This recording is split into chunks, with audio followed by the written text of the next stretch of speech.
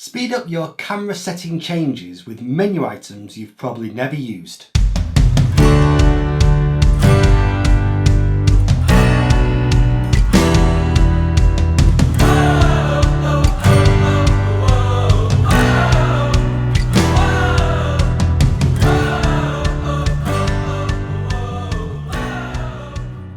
Hi, my name is Rich Dyson from Edinburgh Photography Workshop, and this is Copy Break Photography.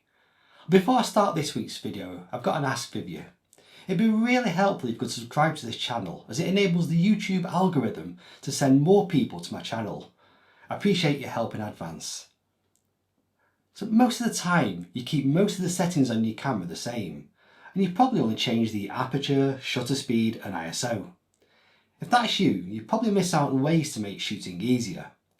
Knowing when to deploy different autofocus modes, metering modes or timers can help you shoot more efficiently. Most of the latest cameras can customize the various buttons and dials on your camera to put your most used functions at your fingertips. But what happens when you run out of buttons and want to use something frequently? Well, today I'll demonstrate some easy ways to change function settings. I'll use my Canon R5 to explain these tips, but other camera makes and models have similar capabilities. So let's start with custom shooting modes. If you have different photography interests, say sports, wildlife and lunar photography, each of these genres needs different setups from which you will start. For sports, you'll need a fast shutter speed and a wide open aperture.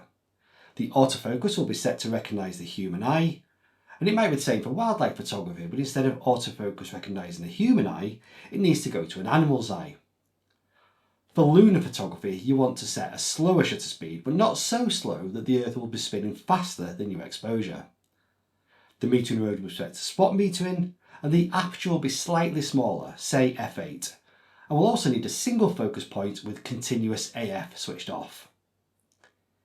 If you have a good memory, you can try to remember the starting settings.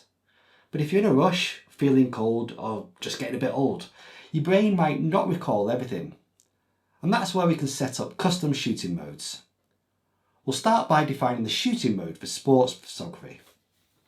I always shoot in manual mode, and I'm going to set the shutter speed to 1/1000th of a second. The aperture will be set as wide open as possible, in this case f2.8. I'll set the ISO to 200 as a starting point, and this will be the thing I'll adjust most of all based on the conditions on the day. The autofocus operation will be set to servo AF, and continuous AF will be set to enable. And that's so the focus point will move as the subject moves through the frame. The focus AF method will be set to eye tracking, and the subject to be tracked will be people. Finally, the shooting mode will be set to a continuous high-speed setting, which I've already got dialed in. You can see that there are quite a lot of things to remember, and they're all on different menus. Well, let's make it easy for us. Head to the yellow settings menu and scroll along until you find the custom shooting modes C1, C3. Select this and select Register Settings. You can now apply the settings you've just dialed in to one of the three available shooting modes. I'll add this to the custom shooting mode C1. I'll do the same process for the other two genres of photography, applying wildlife to C2 and lunar to C3.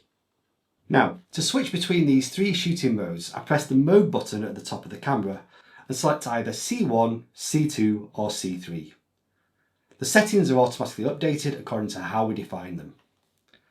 Well, that's great, but what if we have a fourth setup that we might use less frequently? There's another way to quickly access settings without scrolling through all these menus. At the start of my videos, you've probably seen the ridiculous poses with stupid expressions. I shoot all these alone without anyone else in the room. I need the autofocus mode switched to continuous AF, the AF method set to eye detection, and the subject to be humans. I also need an interval timer so the camera will take a picture every second until I've done enough stupid poses. To do this, I'll set up a custom menu that has all the menu items I need in one place. It's over here on the green menu items. A tip for Canon users: You can switch between each colour grouping by pressing the Q button on the back of the camera. I've already set up a few custom menus, but I'll add a new one specifically for my self-portraits. Go to the last of the green tabs and select Add My Menu tab option and click OK. We now have a new tab with nothing on it, so we need to select Configure and then select Items to register. Now we need to scroll down and add all the menu items we need.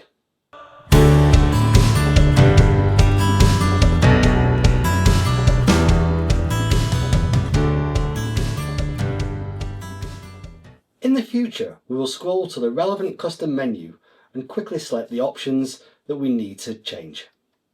If I could give Canon a wish list, I would love to be able to rename the custom tabs to make it easy to recall which tab is being used for which genre. Even without this, I find custom menus and shooting modes a great way to easily access regularly used functions and setups. If you've enjoyed this video, it'd be great if you could like it and share it by clicking on the thumbs up button below the video. That way, a few more people will get to see it. Don't forget to subscribe to the channel with this button. I send out a monthly newsletter to my subscribers with news about photography as well as exclusive offers. Scan this QR code to sign up. My name is Rich Dyson from Edinburgh Photography Workshop, and this has been Coffee Break Photography.